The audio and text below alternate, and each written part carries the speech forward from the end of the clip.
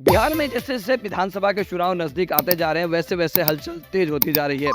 सभी राजनीतिक पार्टियों का अगर किसी ने सबसे ज्यादा सरदर्द किया है, सरदर्द बना है, तो वो व्यक्ति का नाम है प्रशांत किशोर। प्रशांत किशोर के बिहार में जिस तरीके से पद यात्रा चल रही है उससे सभी पार्टियां जो यहाँ पे हैं उनको अब कहीं ना कहीं परेशानियां होनी शुरू हो गई है, क्योंकि जितने भी लोग प्रशांत किशोर के साथ जुड़ रहे हैं वो किसी न किसी पार्टी के सदस्य हैं। अब इस बात को देखते हुए आरजेडी ने भी अपना एक एक्शन लिया है। अभी हाल के दिनों में आरजेडी की तरफ से एक पत्र जारी किया गया है। उस जारी किए गए पत्र में ये साफ साफ लिखा गया है कि अगर आरजेडी का कोई भी कार्यकर्ता, कोई सदस्य अगर आरजेडी को छोड़ करके जन सुराज यानी कि प्रशांत किशोर के साथ जुड़ता है तो उसे पार्टी से निष्कासित कर दिया जाएगा, उसे वापस पार्टी में कभी भी सम्मिलित नहीं किया जाएगा।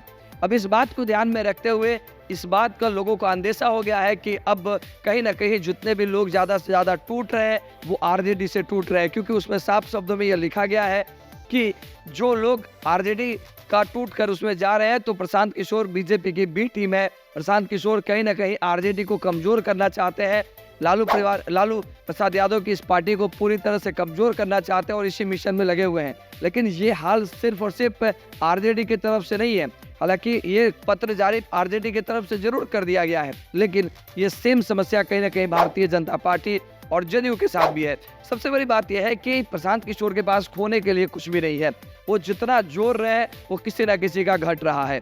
यानी कि अब जो भी चीज़ जिस तरीके से 2025 के चुनाव में करीब करीब 1.5 साल समय बचा हुआ है, अगले साल नवंबर में चुनाव होने हैं, तो जिस तरीके से आकर के प्रशांत किशोर मीडिया में आकर के बयान दे रहे हैं, जिस तरीके की बातें कर रहे हैं, जिस तरीके का स्टेटमेंट दे रहे हैं, वो कहीं ना कहीं बिहारियों तक अपनी आवाज़ पहुंचा रहे हैं। सोशल मीडिया का जम के इस्तेमाल कर रहे हैं, अलग अलग न्यूज़ चैनल पे अपने इंटरव्यूज़ दे रहे हैं, छोटे छोटे रील्स के माध्यम से बिहार की समस्याओं को लोगों को समझाने का काम कर रहे हैं और उनकी हर एक बात अच्छे लोगों को समझ में आ रही है और हर लोग उसकी बात से सहमत हो रहे हैं। जिस तरीके से वो पलायन पे बात कर रहे हैं, जिस तरीके से ट्रेनों की हालत पे बात कर रहे हैं, जिस तरीके से लालू प्रसाद यादव और नीतीश कुमार पे बात कर रहे हैं, उससे लोगों को अब कहीं ना कहीं साफ साफ नजर आ रहा है कि हमें चला गया है, ऐसा लोगों का कहना है। और इसी तर्ज पे अब बाकी पार्टियों को भी लग रहा है कि कहीं ना कहीं अगर प्रशांत किशोर ने अपनी आगे की इस तरह की बयानबाजी करते रहे तो निश्चित तौर पे उन सभी की पार्टियां कमजोर होगी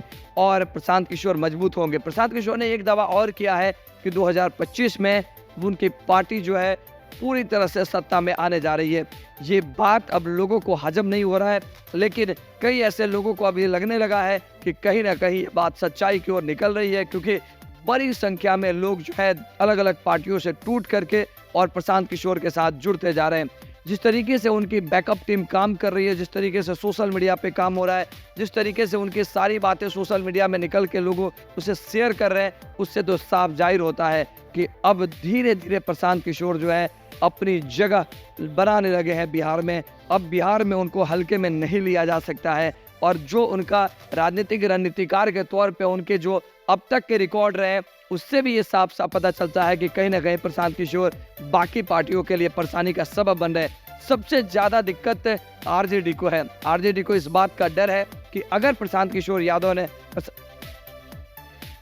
किशोर ने अपनी मजबूती बढ़ा ली तो जिस तरीके से इस बार आरजेडी ने अपने वोट प्रतिशत में इजाफा किया है, कहीं नहीं अगर उसको नुकसान हुआ और अगर मात्र 2-3-4% का भी, अगर 3% का भी नुकसान वोट का होता है तो फिर निश्चित तौर पे जो ख्वाब तेजस्वी यादव का है कि वो इस बार 25 में निश्चित तौर पे बिहार के मुख्यमंत्री बनेंगे, कहीं ना कहीं उनका ये सपना चकनाचूर हो सकता है। और इसके सिर्फ और सिर्फ कारण अगर कोई बन सकता है तो वो है प्रशांत किशोर। लेकिन यही हालत जदयू की तरफ से भी है, यही हालत बीजेपी की तरफ से भी है, क्योंकि भारतीय जनता पार्टी के भी लोग उनके साथ जुड़ रहे हैं, उसी तरीके से जदयू के भी लोग जुड़ रहे हैं। हालांकि कई लोगों का ये मानना है कि सिर्फ नेताओं के जोड़ने से कुछ नहीं होता है, वोटर जिसके साथ था उसी के साथ रहेगा और वोटर जिसके साथ रहेगा जीत उसकी ही सुनिश्चित होगी। तो आइए आगे देखते होता क्या है और आपका प्रशांत किशोर के इस मुद्दे पे क्या कहना है।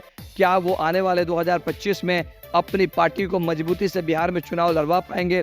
क्या वो उतने सीट ला पाएंगे जिससे उनके पार्टी का बिहार में वर्चस्व बन के उनका मुख्यमंत्री हो सकता है? हालांकि जब ये सवाल मीडिया द्वारा पूछा गया कि ये सब कुछ प्रशांत किशोर कहीं ना कहीं अपने आप को मुख्यमंत्री प्रोजेक्ट करने के लिए, मुख्यमंत्री बनने के लिए कर रहे हैं, तो इस बात का खंडन जो है प्रशांत किशोर ने कर दिया है कि उनकी कोई ख्वाहिश नहीं है कि वो मुख्यमंत्री बने।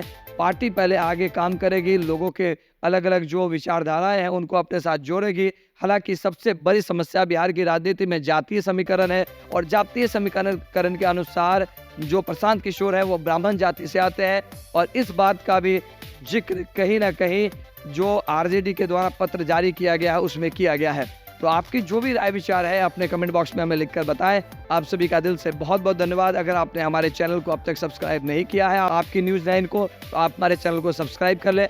आप सभी का दिल से बहुत-बहुत धन्यवाद।